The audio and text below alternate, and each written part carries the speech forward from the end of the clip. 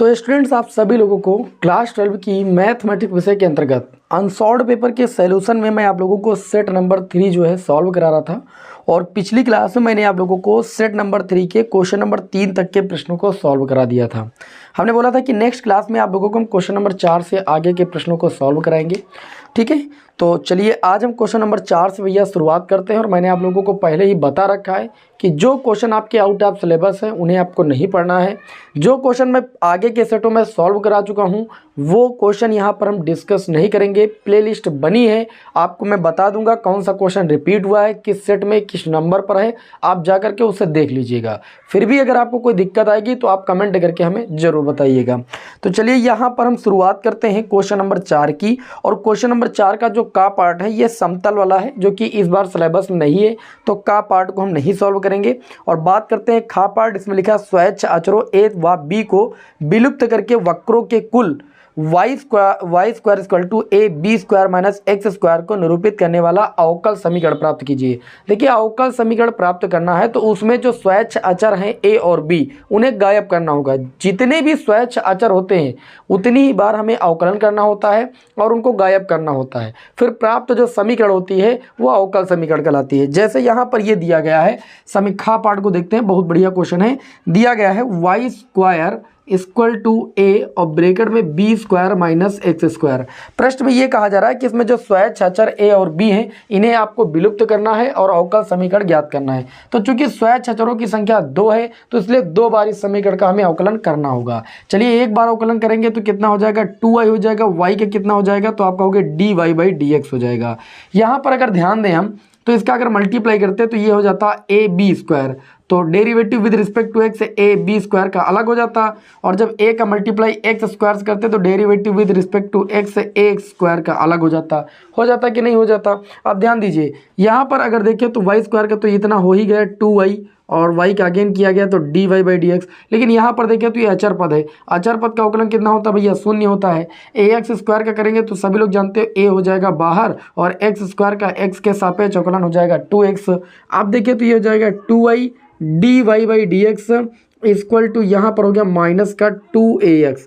2 से 2 दोनों पक्षों में कैंसिल हो जाएगा। ठीक है, अर्थात हम ये कह सकते हैं कि y अपान में x dy/dx बराबर कितना हो गया, तो आप कहोगे माइनस का a हो गया। अब इसका हम अगेन जो है अवकलन करेंगे। हमको a गायब करना है, एक बार अवकलन हो चुका है। a को गायब करने के लिए पुनः हमें x के सापेक्ष अवकलन करना होगा। तो लिखेंगे पुनः x के सापेक्ष क्या करने पर भाई, अवकलन करने पर। x के सापेक्ष अवकलन करेंगे तभी तो यहाँ पर अचर पद गायब होगा। चलिए अवकलन करेंगे तो y/x आपका देखिए पहले छूटेगा, फर्स्ट फलन छूटेगा। d/dx का अवकलन कितना हो जाएगा, d2y अपान में dx स्क्वायर, प्लस लगाएंगे, फिर आपका सेकंड वाला छूटेगा dy/dx, और अवकलन होगा y/x का। तो y/x अंश और हर के रूप में है तो सबसे पहले हर छूटता है, अंश का अवकलन हो जाएगा dy/dx। क्लियर है। उसके बाद क्या करेंगे भाई, माइनस लगाएंगे। अब हमारा अंश छूटेगा y, और x का x के सापेक्ष अवकलन कितना हो जाएगा 1, और अपान में क्या होता है हर का स्क्वायर, तो यहाँ x का स्क्वायर, और उधर a अचर पद है, अचर पद का अवकलन 0 हो जाएगा। मानते हैं ये बात। उम्मीद है कि आप सभी लोगों को बेहतरीन तरीके से हर एक स्टेप समझ में आ रहा होगा। ठीक है, इसीलिए मैं धीरे धीरे आपको पढ़ा रहा हूँ। तो ये हो जाएगा y अपान में x, और ये आपका हो गया d2y अपान में dx स्क्वायर। इस पूरे पद को हम उधर ले जा सकते हैं तो ये हो जाएगा आपका माइनस का, और ये आपका हो जाएगा dy/dx, और ब्रैकेट में आपका कितना है देखते हैं इसे। देखिए ब्रैकेट में आपका है x और dy/dx, और उसके बाद माइनस का y एक कम y, और पूरे के बट्टे में आपका है एक्स स्क्वायर। गलती भैया नहीं कीजिएगा। अगर देखा जाए तो हम क्या कर सकते हैं, इस x से इस x को एक काट सकते हैं, ये बचेगा y d2y अपान में dx स्क्वायर। ये आपका बचा माइनस का। देखिए अंदर हम चाहे तो मल्टीप्लाई कर सकते हैं लेकिन कोई दिक्कत नहीं, अभी हम यहाँ पर ऐसे रहेंगे dy/dx, और देखिए ये हो जाएगा x dy/dx। ठीक है, और देखिए ये x एक यहाँ बचा है तो ये इसके भी बट्टे में जाएगा और ये y के बट्टे में भी जाएगा। मानते हैं ये बात। अब देखिए ये आपका हो जाएगा, बहुत सावधानी से कैलकुलेशन करना है, d2y अपान में dx स्क्वायर बराबर माइनस का dy/dx, और यहाँ पर देखिए x से x कैंसिल, ये केवल dy/dx बचेगा और माइनस का y अपान x बचेगा। क्लियर हुई इतनी बात। अब अंदर से मल्टीप्लाई कर देंगे तो हो जाएगा y और ये हो जाएगा d2y अपन में dx स्क्वायर इक्वल टू, यहाँ पर मल्टीप्लाई करेंगे तो ये हो जाएगा dy बाई dx का होल स्क्वायर। देखिए डी बाई डी एक्स का 2 बार मल्टीप्लाई करेंगे तो डी बाई डी एक्स का होल स्क्वायर हो जाएगा। फिर डी बाई डी एक्स का इधर से मल्टीप्लाई हो जाएगा तो ये माइनस माइनस प्लस हो जाएगा गुणा, और ये हो जाएगा y अपान में x, और ये आपका हो जाएगा D Y by D X. आप चाहे तो इतने पर ही आंसर रोक सकते हो, और आप चाहे तो इसे और भी सॉल्व कर सकते हैं। देखिए क्या करेंगे आप, बटे में x है ना, तो आप एक काम कर सकते हैं। देखिए यहाँ पर लिखिए y और यहाँ पर लिखिए d2y अपान में dx स्क्वायर, और यहाँ पर देखिए अंश में y है, हर में आपका x है। हर पहले बराबर कीजिए दोनों के, तो हर बराबर करने के लिए x का इधर से मल्टीप्लाई करेंगे तो ये हो जाएगा x, और ये हो जाएगा D Y by D X का होल स्क्वायर, और प्लस का ये हो जाएगा y और ये हो जाएगा D Y by D X. अब पूरे के हर में x हो जाएगा कि नहीं, आप मानते हैं ये बात। अब हर जो है दूसरे पक्ष में जाता है तो अंश में मल्टीप्लाई हो जाता है, तो ये हो जाएगा एक्स वाई, और ये आपका हो जाएगा D two Y by D X square बराबर, इसको पहले प्लस वाले को लिख लीजिए y D Y by D X, ठीक है। फिर माइनस वाले को लिख लीजिए x, और ये आपका हो जाएगा D Y by D X का होल स्क्वायर। मैंने क्यों किया, क्योंकि मैं आपका आंसर मिलाना चाह रहा था, क्योंकि आप सभी लोगों का बहुत ज़्यादा भैया कमेंट आता है कि सर आंसर नहीं मैच करता, अनसॉल्व पेपर में आंसर भी गलत होता है, ठीक है। तो यहाँ पर चलिए मिलवा देते हैं। अब ये वाले प्रश्न का आंसर आया है एक्स वाई, उसके बाद वाई डबल डैश का मतलब 2 बार अवकलन, जो कि यहाँ पर लिखा हुआ है। फिर लिखा है एक्स वाई डैश का होल स्क्वायर, तो एक्स वाई डैश का होल स्क्वायर इधर है माइनस में, इधर आ गया प्लस में हो जाएगा। फिर आपका माइनस में लिखा है, मतलब इसको इधर लाओगे माइनस का y D by D x, same चीज़ लिखी हुई है, ठीक है। इसे आप ऐसे भी लिख सकते हो एक्स वाई, इसको लिख सकते हो वाई डबल डैश का मतलब 2 बार क्या अवकलन, इसको इधर लेकर आओगे तो ये प्लस का हो जाएगा एक्स, और ये वाई डैश का हो जाएगा होल स्क्वायर, क्योंकि यहाँ पर डी बाई डी एक्स का होल स्क्वायर है। और यहाँ पर देखिए इसको इधर लेकर आओगे तो ये माइनस का हो जाएगा Y D by D X का मतलब वाई डैश बराबर 0। अब आप आंसर मिला लेना, संतुष्ट हो जाएं आप किसी तरीके से, हमारा कार्य है आपको संतुष्ट करना, ठीक है। नहीं आंसर तो यहाँ पर भी लिखा जा सकता था, तो मैं कभी कभी क्या करता हूँ ऐसे सॉल्व कर देता हूँ, तो विद्यार्थी कमेंट करने लगते हैं आंसर गलत आ रहा है। आंसर गलत नहीं आ रहा है, आंसर सही आ रहा है, बस आप मिला रहे हैं ए टू जेड, एक प्लस माइनस पूरा मिला रहे हैं। अगर इधर है तो प्लस में, उधर है तो माइनस में, क्या दिक्कत है भाई, ठीक है। तो आप सभी लोग इन सब चीज़ों का ख्याल रखें, ठीक है। छोटी छोटी बातों के लिए कमेंट नहीं किया जाता है। आगे बढ़ते हैं भाई, तो यहाँ पर हम देखते हैं सेट नंबर 3 सॉल्व करा रहे हैं। सेट नंबर 3 का ये चौथे का खा पार्ट था। अब बढ़ते हैं चौथे के गा पार्ट की ओर, ठीक है। ये बहुत ही ज़बरदस्त प्रश्न है आज की क्लास में, इसका आप स्क्रीनशॉट ले सकते हो। देखिए आज की क्लास थोड़ा सा छोटी हो सकती है, क्योंकि थोड़ा सा प्रॉब्लम थी, तो क्लास थोड़ा लेट में हम बना रहे, हो सकता है पीछे की थोड़ा आवाज़ भी आ रही हो, तो आज आप मैनेज कर लीजिएगा, क्योंकि क्लास एक दिन नहीं देते हैं तो फिर आप लोगों को बड़ी दिक्कत हो जाती है। तो मैंने सोचा कि आपको किसी तरीके से क्लास में उपलब्ध कराएं, भले थोड़ा बहुत शोरगुल ही हो, ठीक है। चलिए भाई आगे बढ़ते हैं और गा पार्ट की ओर। चौथे का गा पार्ट होगा, ये चौथे का कौन सा होगा भाई, गा पार्ट। इसमें ये दिया गया है कि यदि x बराबर कितना दिया गया है a, और ये दिया गया है cos t, और प्लस का दिया गया log tan t बाई 2, क्या दिया गया log tan t बाई 2, एक ये समीकरण दी गई है, और एक समीकरण दी है y इक्वल टू आपको दिया गया है a sin t, कितना दिया गया है a sin t। आपसे पूछा जा रहा है कि आप निकालिए dy बाई डी एक्स, ये आपसे प्रश्न में पूछा जा रहा है। ज़बरदस्त क्वेश्चन है, कभी कभी तो ये 5 नंबर में पूछा जाता है, लेकिन आज पता नहीं कहाँ से ये 2 नंबर में पूछा गया है।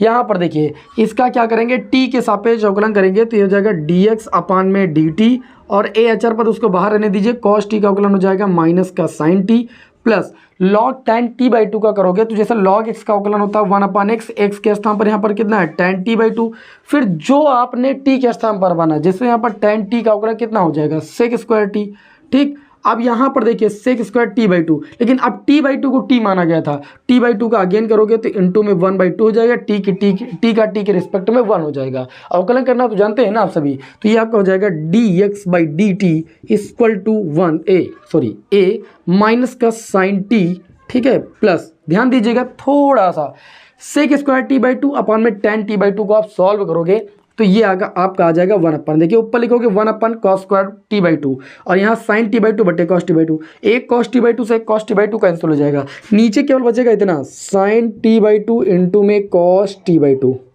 कैलकुलेशन करना जानते हो, इंटू में कितना हो जाएगा 1 बाई 2। इसको और थोड़ा सॉल्व करेंगे, dx by D T equal to a minus sine t, और यहाँ पर देखिए 2 sine T by two into cos T by two, 2 sine A by two into cos A by two का फार्मूला पढ़ा है, किसके बराबर था, साइन ए के बराबर, ए के स्थान पर हो जाएगा टी। ठीक, यहाँ पर देखिए 2 साइन ए इंटू कॉस बी का फार्मूला लगा हुआ है। ठीक है, 2 साइन ए इंटू कॉस ए, सॉरी 2 साइन ए इंटू कॉस ए लिख लीजिएगा, 2 sine x into cos x बराबर होता है साइन 2x। वही फार्मूला मैंने यहाँ पर अप्लाई किया है। अब देखिए ये आपका हो गया है। ठीक है, इसको आप इतने पर ही रोक दीजिए, इसको मानिए समीकरण 1। अब समीकरण जो 2 दी गई है, बहुत ध्यान से देखिएगा, 2 का भी आप t के सापेक्ष ही अवकलन करोगे। कारण इसका क्योंकि ये समीकरण t के पदों में है, तो ये आपका y का अवकलन हो जाएगा dy by D T. Y का कितना हो जाएगा, dy बाई डी टी। फिर equal to a sine T का अवकलन कितना हो जाएगा भैया, कॉस टी हो जाएगा। इसको मानिए समीकरण 2। आपको लाना है dy बाई डी एक्स। समीकरण 2 को ऊपर रखना, समीकरण 1 को नीचे रखना।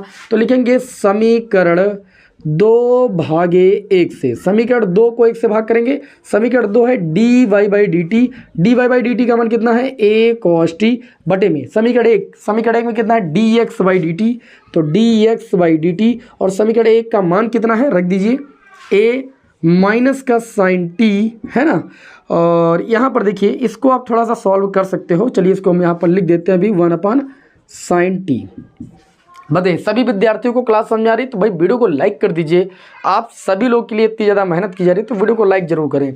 यहाँ पर देखिए तो dt से dt कैंसिल, ये आपका हो जाएगा dy by D X equal to a से a कैंसिल, ये आपका हो जाएगा cos t।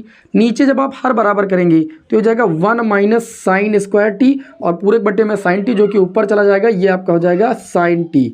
मानते हैं ये बात, आप बिल्कुल मानेंगे। देखिए साइन टी का गुणा साइन स्क्वायर टी, वो भी माइनस का, तो माइनस का साइन स्क्वायर टी, 1 प्लस का, तो 1 को पहले लिख दिया गया। पूरे के बट्टे वाला साइन टी ऊपर अंश में चला जाता है, तो इस तरीके से ऊपर आपका हो जाएगा साइन टी इंटू में कॉस टी, और बटे में आ जाए तो देखिए 1 माइनस साइन स्क्वायर टी किसके बराबर हो जाएगा, कॉस स्क्वायर टी के। तो यहाँ पर लिख सकते हैं कॉस स्क्वायर टी, एक कॉस टी से कॉस टी कैंसिल हो जाएगा, ये हो जाएगा dy by D X equal to sine T बटे कॉस टी, आपका होता है tan टी के बराबर। और ये आपके इस प्रश्न का हो जाएगा आंसर।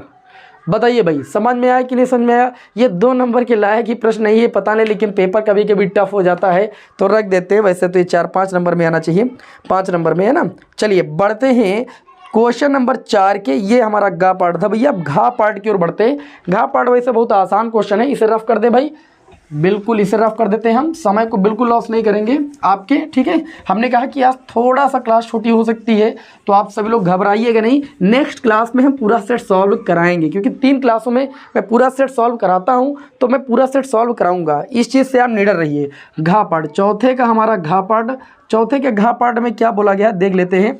दिया गया है यदि a इक्वल टू कितना दिया गया है, आपको दिया गया है कॉस अल्फ़ा, और दिया गया है साइन अल्फ़ा, और उसके बाद दिया गया है माइनस का साइन अल्फ़ा, फिर दिया गया है कॉस अल्फ़ा, और आपसे बोला जा रहा है तो आप सत्यापित कीजिए कि a डैश इंटू में a equal to identity matrix. a dash का मतलब होता है किसी दिए गए आव्यूह का परिवर्त आव्यूह, ठीक है। तो यहाँ पर देखिए अगर a की वैल्यू दी गई है तो हम a डैश किसी दिए गए आव्यूह का परिवर्त आव्यूह निकालने के लिए क्या करते हैं, जो रो होती है उसको कॉलम में लिख देते हैं। तो रो ये है आपकी कॉस अल्फ़ा साइन अल्फ़ा, इसको कॉलम में बदल दिया कॉस अल्फ़ा साइन अल्फ़ा। दूसरी वाली रो को कॉलम में बदल दिया तो ये आपका हो जाएगा साइन अल्फ़ा, और ये आपका हो जाएगा कॉस अल्फ़ा। क्लियर हुई इतनी बात। अब यहाँ पर देखिए हम LHS ले लेंगे, जो चीज़ हमें प्रूफ करनी। इधर आइडेंटिटी मैट्रिक्स है, आइडेंटिटी मैट्रिक्स का मतलब होता है जिसके विकर्ण के सभी अवयव 1 1 1 हो, ठीक है। तो LHS की अगर बात करें तो ये LHS में आपका a इंटू में a डैश। a की अगर बात करें, a की वैल्यू आपकी है कॉस अल्फ़ा साइन अल्फ़ा और माइनस का साइन अल्फ़ा, और ये आपका दिया गया है कॉस अल्फ़ा। a डैश की बात करें, इसका परिवर्त आप भी यहाँ पर लिख देंगे cos alpha minus sine alpha, और यहाँ पर देखिए तो ये हो जाएगा साइन अल्फ़ा, और ये आपका हो जाएगा कॉस अल्फ़ा। दोनों का मल्टीप्लाई करना है, और एक आपको कैसा आव्यूह निकालना है, आइडेंटिटी मैट्रिक्स निकालना है। चलिए मल्टीप्लाई करना जानते हो ना, इस रो का दोनों कॉलम से मल्टीप्लाई करना है। कॉस अल्फ़ा का मल्टीप्लाई हो जाएगा cos square alpha, sine alpha का मल्टीप्लाई हो जाएगा साइन स्क्वायर अल्फ़ा। आप थोड़ा तेज़ी के साथ पढ़ा रहे हैं, बहुत सारे विद्यार्थी कहा करते हैं कि आपकी स्पीड बहुत डाउन है, तो चलिए आप देखते कितनी तगड़ी स्पीड है ना। इस रो का इस कॉलम के साथ मल्टीप्लाई करेंगे, कॉस अल्फ़ा साइन अल्फ़ा का मल्टीप्लाई कितना हो जाएगा, minus cos alpha sine alpha, फिर साइन अल्फ़ा कॉस अल्फ़ा का मल्टीप्लाई हो जाएगा प्लस का कॉस अल्फ़ा, और ये हो जाएगा साइन अल्फ़ा। मानते हैं बात। इस रो का हो गया दोनों कॉलम से, दूसरी वाली रो का कॉलम से कराएंगे तो देखिए साइन अल्फ़ा का मल्टीप्लाई कॉस अल्फ़ा से, तो ये माइनस का sine alpha cos alpha plus cos alpha का मल्टीप्लाई साइन अल्फा से तो हो जाएगा साइन अल्फा कॉस अल्फा, लेकिन ये प्लस का हो जाएगा। इस रो का इस कॉलम से मल्टीप्लाई करेंगे तो ये माइनस साइन अल्फा का मल्टीप्लाई प्लस का साइन स्क्वायर अल्फा, और यहाँ कॉस अल्फा का multiply plus cos square alpha. देखिए ये माइनस ये प्लस कैंसिल हो जाएगा, मतलब जीरो हो जाएगा। और cos square alpha plus sine square alpha की वैल्यू कितनी होती है, तो आप सभी लोग कहोगे समसंख्या जिसकी वैल्यू 1 होती है। यहाँ पर भी 0 हुआ, यहाँ पर भी 0, यहाँ पर 1, और ये आपको मिला एक आइडेंटिटी मैट्रिक्स 2 क्रॉस 2 ऑर्डर का। ठीक है, एक ऐसा आप भी जिसके बिकड़ के अवयव 1 1 1 हो, इसे हम आइडेंटिटी मैट्रिक्स या तत्सम काव्य कहते हैं। और यही चीज़ राइट हैंड साइड में आपको लानी थी। बहुत ही सिंपल क्वेश्चन था और आपको मजे तरीके से समझ में आ गया होगा। क्वेश्चन नंबर 4 के भैया सभी पार्ट सॉल्व होते हैं। अब हम बढ़ेंगे क्वेश्चन नंबर 5 की ओर। क्वेश्चन नंबर 5 का जो का पार्ट है सारणिक का चैप्टर का क्वेश्चन है, और सारणिक में जो प्रश्नावली हटाई गई है उसी का क्वेश्चन है। प्रगुण वाली प्रश्नावली हटा दी गई है, इस बार आपके सिलेबस में नहीं है, परेशान होने की आपको कोई जरूरत नहीं है। तो ये आपका 5वें का पार्ट तो आएगा ही नहीं, तो इस पर मेहनत करना बेकार है। आगे बढ़ते हैं। 5वें का जो खा पार्ट है, 5वें का खा पार्ट बढ़िया क्वेश्चन है, चलिए बता देते हैं आप सभी को। हालांकि मैंने पिछली क्लास में इस क्वेश्चन को बताया था, लेकिन वहाँ पर a माइनस बी जो है, a माइनस बी को वहाँ 5 विभाजित नहीं करता था, वहाँ पर 2 विभाजित करता था। यहाँ पर संख्या बदल दी गई, बताया जा रहा 5 विभाजित करता है। तो यहाँ पर सबसे पहले रिलेशन क्या दिया गया है, ये है 5वें का खा पार्ट। देख लेते हैं। आपको एक संबंध दिया गया है एक समुच्चय जेड पर, जो कि पूर्णांकों का समुच्चय है। जेड पर में एक रिलेशन दिया गया है। रिलेशन देखते हैं a कामा बी जो अवयव हैं वो जेड समुच्चय से उठाए गए हैं, और इन पर एक रिलेशन दिया गया ये है कि जो a माइनस बी है, मतलब 2 पूर्णांकों का जो मतलब घटाव है वो क्या है, उसे जो है 5 विभाजित करता है। ठीक है, a माइनस बी को 5 विभाजित करता है, ये इनके कहने का मतलब है। हम शुद्ध लैंग्वेज लिखे लेते हैं, विभाजित करता है। तो आप बताइए कि ये एक संबंध जो है ये एक तुल्यता संबंध है। कि संबंध को तुल्यता संबंध सिद्ध करने के लिए सबसे पहले उस संबंध को आपको सतुल्य सिद्ध करना होगा, सममित सिद्ध करना होगा, संक्रामक सिद्ध करना होगा। और अगर कोई दिया गया संबंध सतुल्य है, सममित है, संक्रामक है, तो वह दिया गया संबंध आपका तुल्यता संबंध माना जाता है, यानी इक्विवेलेंस रिलेशन माना जाता है। ठीक, तो यहाँ पर देखिए सतुल्य सिद्ध करने के लिए सबसे पहले हेडिंग लगाएंगे सतुल्य संबंध। ठीक है, यहाँ पर सिद्ध करेंगे कि ये जो संबंध है सतुल्य है। सतुल्य संबंध की परिभाषा आती होगी तभी आप इसे सतुल्य सिद्ध कर पाएंगे। सतुल्य संबंध की परिभाषा ये होती है कि प्रत्येक एलिमेंट स्वयं से संबंधित होना चाहिए। जैसे यहाँ पर ए एलिमेंट है, ठीक, यहाँ पर मानेंगे माना जो ए एलिमेंट है वो ए से ही संबंधित हो और दिए गए रिलेशन में बिलोंग करे, अर्थात जो कंडीशन दी गई है उस कंडीशन के अकॉर्डिंग सत्य सिद्ध हो। फॉर ऑल जो ए अवयव वो कहाँ से आना चाहिए, दिए गए सेट से।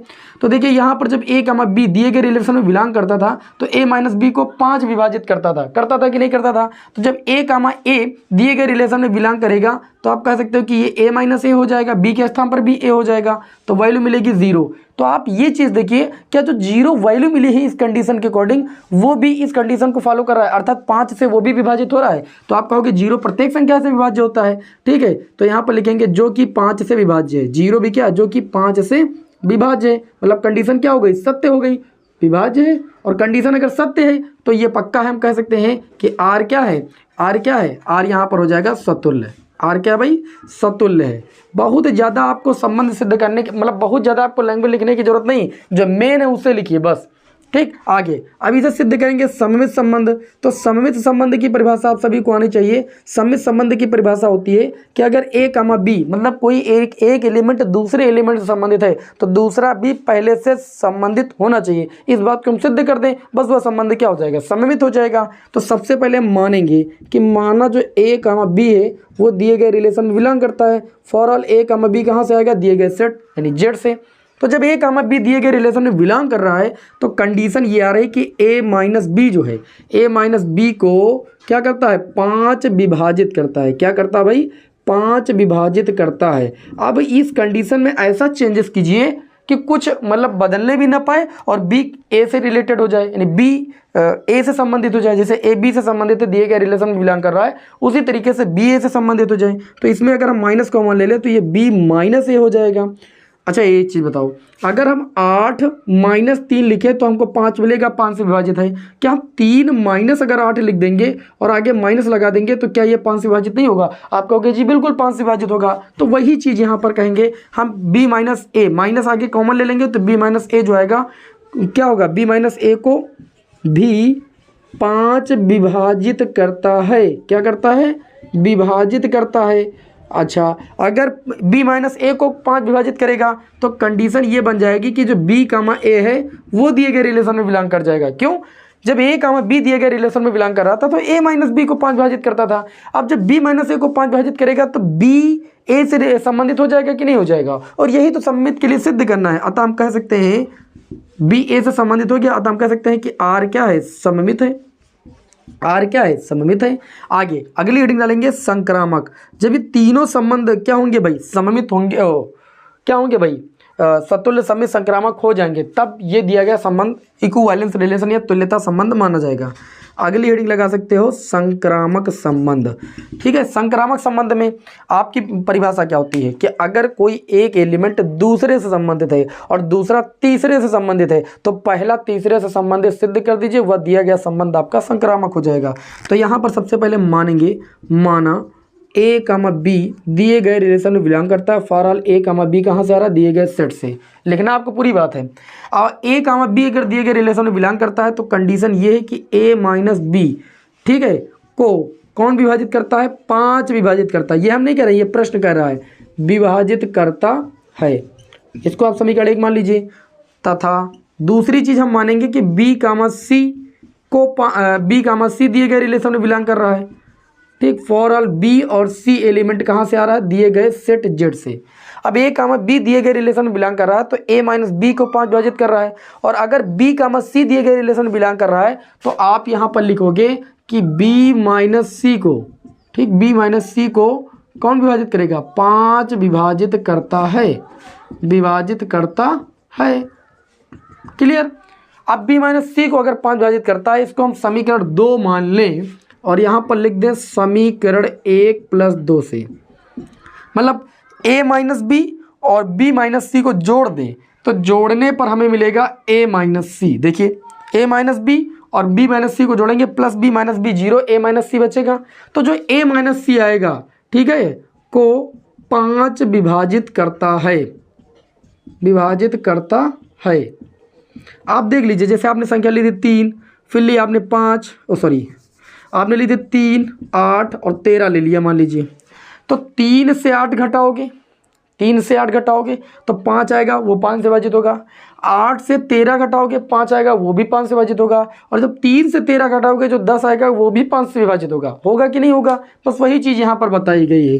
ठीक है, तो a माइनस सी को भी विभाजित करता है। अतः हम कह सकते हैं कि जो हमारा संबंध r है, r का मतलब रिलेशन, वो क्या है? संक्रामक है। क्या है? संक्रामक है। लास्ट लाइन में आपको हेडिंग डालना है तुल्यता संबंध, क्योंकि यही बात आपको सिद्ध करनी थी। इतना लिखने से ही आपको 5 नंबर मिलेंगे।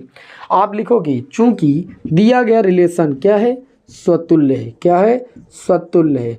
आर जो है वो सममित भी है। क्या है? सममित संबंध है। आर क्या है? संक्रामक संबंध भी है।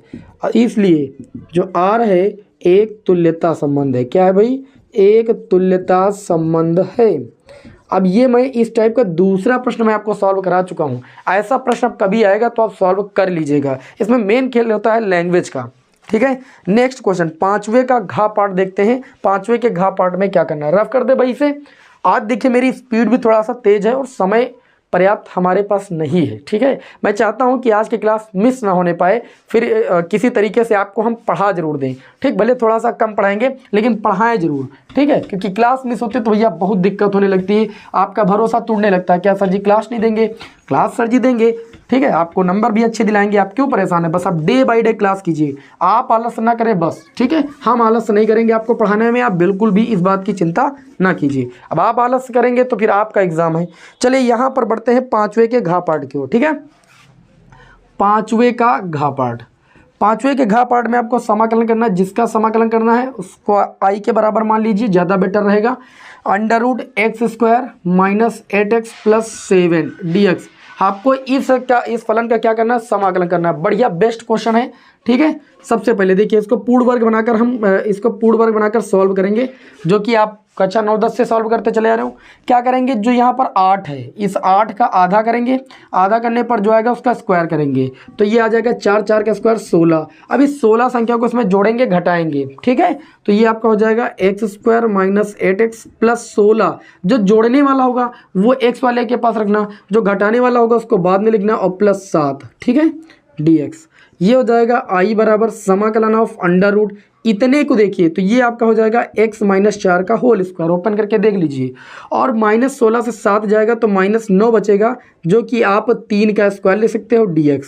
अब यहाँ पर अगर आप थोड़ा सा काम कीजिए, x माइनस 4 को t मान लीजिए, तो आपको dx बराबर भैया dt ही मिलेगा, मिलेगा कि नहीं। तो ये आपका पूरा समीकरण जो है, फलन जो है t के पदों में चेंज हो जाएगा, ये हो जाएगा t स्क्वायर और ये हो जाएगा 3 का स्क्वायर, ठीक है, यहाँ पर लिख देंगे हम 3 का स्क्वायर, और dx के स्थान पर कितना हो जाएगा dt। अब एक फार्मूला आप सभी लोगों के समक्ष हम लिख रहे हैं, चूँकि समाकलन of under root X square minus A square बराबर होता है x/2, ठीक है, यहाँ पर फार्मूला आप सभी के समक्ष हम लिख देते हैं, एक्स स्क्वायर माइनस ए स्क्वायर बराबर x/2 अंडर रूट, ठीक है, काफ़ी दिनों के बाद में देख रहा हूँ इसलिए देख कर लिखना पड़ा है, एक्स स्क्वायर माइनस ए स्क्वायर और माइनस ए स्क्वायर बाई 2, ठीक है, आता तो है लेकिन ये मत सोचिएगा गलती ना होने पाए इसलिए लिख देता हूँ, ठीक है, कि आप सभी लोगों के समक्ष गलत हो जाएगा तो ये हो जाएगा कि हमने गलत पढ़ाया। ये आपका फार्मूला होता है प्लस सी, ठीक, ये फार्मूला आना आप सभी को बहुत ज़्यादा ज़रूरी है। x के स्थान पर t है, a के स्थान पर 3 है, ठीक है, तो इसका आंसर देखिए क्या निकल के आने वाला है, i बराबर देखिए x/2 मतलब ये आपका हो जाएगा t/2, क्या हो जाएगा t/2, है ना। उसके बाद under root t square minus ए स्क्वायर मतलब 3 का स्क्वायर, फिर माइनस ए स्क्वायर मतलब 3 का स्क्वायर बटे 2, और लॉग मॉड के अंदर x का मतलब t और प्लस एक्स स्क्वायर मतलब टी स्क्वायर माइनस 3 का स्क्वायर मॉड के अंदर और प्लस सी। मैंने फार्मूले में क्या रखा है बस। अब t की वैल्यू जो मानी गई थी वो रख देंगे 1। ये t की वैल्यू कितनी थी, तो आप कहोगे t की वैल्यू मानी थी x माइनस 4, तो ये हो जाएगा x माइनस 4 बटे में 2, और ये आपका हो जाएगा अंडर रूट टी स्क्वायर मतलब x माइनस 4 का स्क्वायर माइनस 3 का स्क्वायर 9 हो जाएगा, माइनस 3 का स्क्वायर 9 बटे 2 लॉग माड के अंदर t के स्थान पर लिखना x माइनस 4, ठीक, plus under root x minus 4 का स्क्वायर और प्लस 3 का स्क्वायर 9 माड के अंदर प्लस सी, ठीक। हम यहाँ पर ही आंसर रोक रहे हैं, अगर आगे सॉल्व हो रहा है तो आप सॉल्व कर लीजिएगा, ठीक है। 5 नंबर का क्वेश्चन था। 5 नंबर के क्वेश्चन में खेल था कि ये फार्मूला आपको आता है कि नहीं आता है, और खेल ये था कि आप इसे पूर्ण वर्ग बना के सॉल्व कर पाएंगे कि नहीं सॉल्व कर पाएंगे। हमें उम्मीद है कि आप सॉल्व कर लेंगे, ठीक है। तो ये चौथे का घा पाठ था। अब चलिए पाँचवें का घा पाठ था। चलिए बढ़ते हैं क्वेश्चन नंबर 6 की ओर। क्वेश्चन नंबर 6 का हम का पार्ट सॉल्व करा दे रहे हैं। जो अंगा पार्ट इसमें 5वें का रह रहा है, प्रायिकता का क्वेश्चन है, अभी एक क्वेश्चन और प्रायिकता का है, दोनों साथ में कराएंगे नेक्स्ट क्लास में, ठीक है। आप परेशान नहीं होना, ठीक है, नेक्स्ट क्लास में कराएंगे, अभी लास्ट क्वेश्चन है, ज़्यादा समय नहीं है, ठीक है। चलिए हम 6वें का पार्ट करा दे रहे हैं, थोड़ा जल्दी सॉल्व हो जाएगा और आपको समझ में भी आ जाएगा और इम्पोर्टेंट भी है, ठीक है ना, इम्पोर्टेंट भी है। चलिए बढ़ते हैं क्वेश्चन नंबर 6 के का पार्ट की ओर। आपकी स्क्रीन पर प्रश्न आ जाता है, आपको टेंशन लेने की कोई ज़रूरत नहीं। और 6वें का जो का पार्ट है, इसमें प्रश्न में कहा जा रहा है, देखिए जो आपको यहाँ पर हम अनसॉल्व पेपर सॉल्व करा रहे हैं, इसकी एक खास बात आप लोग देखिएगा, जो प्रश्न अनसॉल्व पेपर में मिल रहे हैं ये आपको एनसीईआरटी बुक के एग्जाम्पलर से प्रश्न, जो एग्जाम्पल में होते हैं, उदाहरण में प्रश्न, वो आपको यहाँ पर ज़्यादा मिलेंगे। जैसे यहाँ पर देखिए लिखा है सममित और विषम सममित आव्यूहों को परिभाषित कीजिए। सममित आव्यूह क्या होता है, विषम सममित आव्यूह क्या होता है। यहाँ पर सबसे पहले आपको बताना है कि सममित आव्यूह क्या होता है। सममित आव्यूह मैंने आपको समझाया भी है, चैप्टर पढ़ाया तब भी समझाया था कि एक वर्ग आव्यूह सममित आव्यूह कब कहलाता है, जब उसका परिवर्त आव्यूह निकालें और वही आव्यूह आपका मतलब परिवर्त निकालने पर भी वही आव्यूह आए। जैसे मैंने आपको उदाहरण लेकर एक बताया था कि जैसे हम एक आव्यूह ए बराबर मान लें, उदाहरण मैंने लिया था, मैं उदाहरण आपके सामने लिख रहा हूँ, √3 2 3, ठीक है, और यहाँ पर लिख दूँ 2 माइनस 1.5 और उसके बाद लिख दूँ -1, उसके बाद लिख दूँ 3 माइनस 1 1। इस दिए गए आव्यूह का आप परिवर्त निकाल के देख लीजिए, यही रहेगा आपका। देखिए तथा अगर इसका हम ए डैश निकालें, मतलब परिवर्त का मतलब होता है रो को कॉलम में बदलना, इस रो को आप कॉलम में बदल दीजिए √3 2 3, दूसरी रो को आप कॉलम में बदल दीजिए 2 माइनस 1.5 और कितना है -1, इस तीसरी रो को कॉलम में बदल दीजिए 3 माइनस 1 1। अब आप देखिए दोनों में कोई चेंजेस नहीं है, चूँकि ए डैश बराबर ए अतः हम कह सकते हैं कि जो ए आव्यूह है, ए क्या है, सममित आव्यूह है, और यही होती है सममित आव्यूह की परिभाषा। कुछ बात समझ में आई कि नहीं आई? फिर आपसे पूछा गया कि विषम सममित आव्यूह की परिभाषा बताइए। विषम सममित आव्यूह की परिभाषा बताइए। विषम सममित आव्यूह की परिभाषा क्या होती है? इसके उल्टा, अर्थात एक वर्ग आव्यूह विषम सममित आव्यूह तब होता है जब a डैश की वैल्यू -a के बराबर हो। जब a डैश की वैल्यू -a के बराबर हो। एग्जाम्पल मैं लेकर ही आपको बता दे रहा हूँ। देखिए, जैसे मैंने एक एग्जाम्पल ले लिया, एक आव्यूह a बराबर, आव्यूह है आपका 0EF आपकी एनसीईआरटी बुक का एग्जाम्पल है, ठीक है, -E0 और यहाँ पर दिया गया है G, यहाँ पर दिया गया है G -F -G और 0। ये एक आपका आव्यूह दिया गया है, यही दिया गया है, ठीक है। और ये एक ऐसा आव्यूह जो कि विषम सममित आव्यूह है। क्यों? क्योंकि जब इसका हम a डैश निकालेंगे, ठीक है, a डैश बराबर -a लिखिए, या इसको ऐसे भी ले सकते हो, a बराबर माइनस का a डैश, बात एक ही है।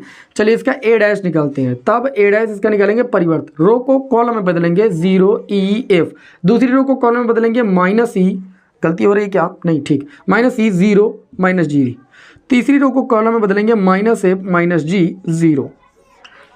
बताइए कोई समस्या? इसमें ले लीजिए आप कॉमन, a डैश बराबर माइनस कॉमन ले लोगे तो हो जाएगा 0e, जो माइनस का प्लस का, जो माइनस का है वो प्लस का, जो प्लस का है वो माइनस का, -e हो जाएगा, और ये 0, ये g हो जाएगा, ये -f हो जाएगा, ये g हो जाएगा, और ये 0।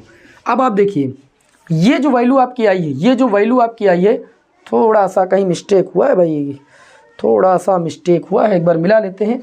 उदाहरण में 0EF -E0G, यहाँ पर मैंने -g ले लिया था, ये गलती हो गई, ठीक है, और बाकी आपका सब सही है।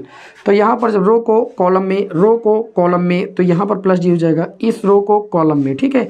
अब माइनस कॉमन लेंगे तो ये प्लस का, ये प्लस का, ये माइनस का 0, और ये माइनस का था, ये प्लस का हो गया, ठीक है, गलती तो नहीं हुई भाई। और ये जो प्लस का था ये माइनस का हो गया, ये जो प्लस का था ये माइनस का हो जाएगा, बाकी सही है। अब आप देख लीजिए, यहाँ पर आपको एक चीज़ देखने को मिल रहा है, a डैश बराबर माइनस लगा ये, ठीक, और ये सारी वैल्यू जो है a के बराबर है। देखिए आप, a के बराबर है तो a डैश बराबर -a मिल गया। हम कह सकते हैं कि अतः जो a है, एक क्या है, विषम सममित आव्यूह है। क्या है? विषम सममित आव्यूह है। तो ये मैंने आपको बताई सममित और विषम सममित आव्यूह की परिभाषा। अभी आपको 5 नंबर नहीं मिलेंगे, इसमें तो आपको 2 नंबर मिलेंगे। 5 नंबर के प्रश्न में भी और भी दिया गया है, कहा जा रहा है कि सिद्ध कीजिए कि AB - BA एक विषम सममित आव्यूह है। यदि A और B सममित आव्यूह हो तो सिद्ध कीजिए AB - BA एक विषम सममित आव्यूह है। चलिए, विषम सममित आव्यूह जान गए ना, उसका परिवर्त निकालने पर -1 मतलब उसके आव्यूह के ऋणात्मक मान के बराबर आ जाए तो विषम सममित आव्यूह होता है। चलिए आगे वाली बात भी प्रूफ कर देते हैं आप सभी के समक्ष, है ना। इसको रफ कर दे भाई, ओके, रफ कर देते हैं।